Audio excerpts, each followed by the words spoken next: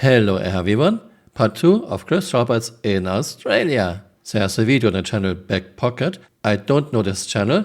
I don't know why they got an interview with Chris Roberts, but let's take a look. I had originally thought, because when I originally did it, I thought, oh, I could make a smaller game and it would be more like a privateer or a freelancer and have a cutscene as you go down to a planet and then you have a little limited area you interact on. And yeah, that's a much more limited design. But because we got all the extra funding, especially early, it's sort of like, oh, well, maybe we could really, go for the brass ring here and like my dream game, not the thing that I would have to do because this was a limited budget. And so it opened up the scope of the game, which at the time the community, they voted to say, yes, we would like to do these extra things like procedural planets and all the rest of the stuff. Oh, Chris is playing the card again. The community voted to have all this other stuff too. First, only a very few number of people participated in those polls. Second, it was very unclear what they are voting for. There was no clear question. Do you want a game in 2 or 3 years, or do you want to wait 20 or more years? And those polls in 2013 and 2014 were before CRG had procedural generated planets. But now Chris said people voted on procedural planets. This doesn't make sense, Chris. Much the same way that I think Squadron 42, that we're just in the process of finishing off now, is like the ultimate version of how I would do a wing commander with resources that you wouldn't normally get. Process of finishing Squadron 42 now. I wonder if we see Squadron 42 in 2026. Well, it was feature complete in 2023. As you may have guessed, and Brian Chambers may have let slip a bit earlier, we are feature complete on Squadron 42. So we don't quite know what the ceiling is going to be, but with dynamic it allows us to be much more flexible because we can dynamically spin up more and more servers to sort of collapse down the servers taking care of people. So, I mean, the goal is to have 10,000 plus people in a shard or an instance. Right now we run 700 to 800 people on one.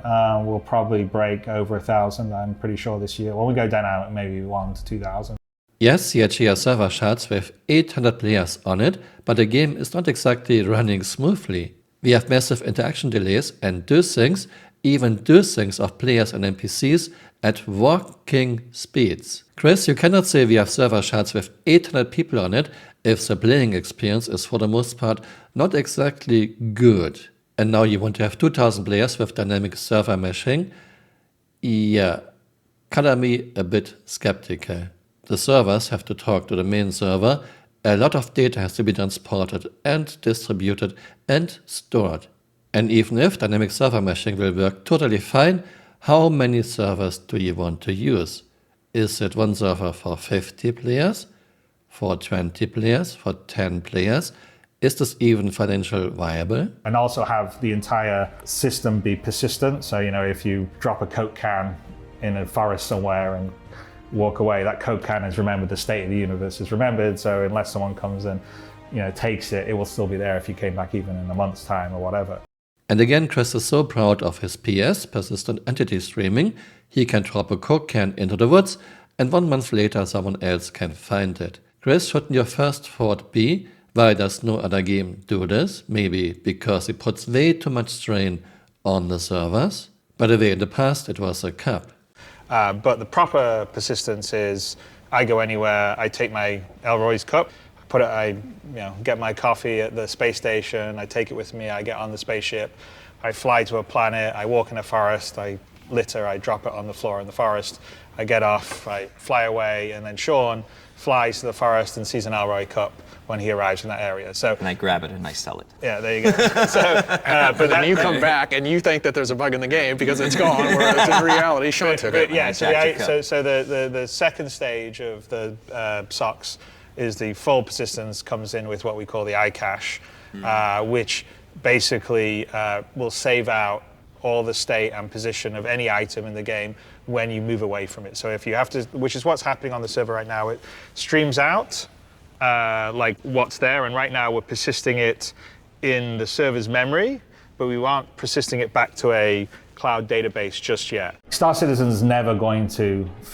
stop being developed because it's a live product, so it's going to exist and we'll always be adding content and functionality and features. It'll be a living product, but there is a Our sort of version of 1.0 is what we would consider, okay, this is the sort of a set of features that describe the Star Citizen experience, and of course we'll add things in the future on top of this, but this is what we consider. It's not alpha anymore. This is the released game, so to speak. Well, 1.0 will be a bare minimum product with just 5 star systems, no alien worlds, lots of missing mechanics, not even NPC crews, and I don't expect 1.0 in the next 4 or 5 years. And Chris saying we will never stop developing Star Citizen, well, this depends if you, Chris, can still get a lot of money in the future. Still a lot of work, but it sort of feels like we're closer to the finish line than we are from the start line. Thank you very much, Backpocket, for this interview. Thanks for watching and see you next time. Bye, auf Wiedersehen. New York's finest taxi service was not your normal taxi service. It was a ring of corrupt cops in the NYPD that ran a high-profit racket driving smugglers and drug dealers all over the city.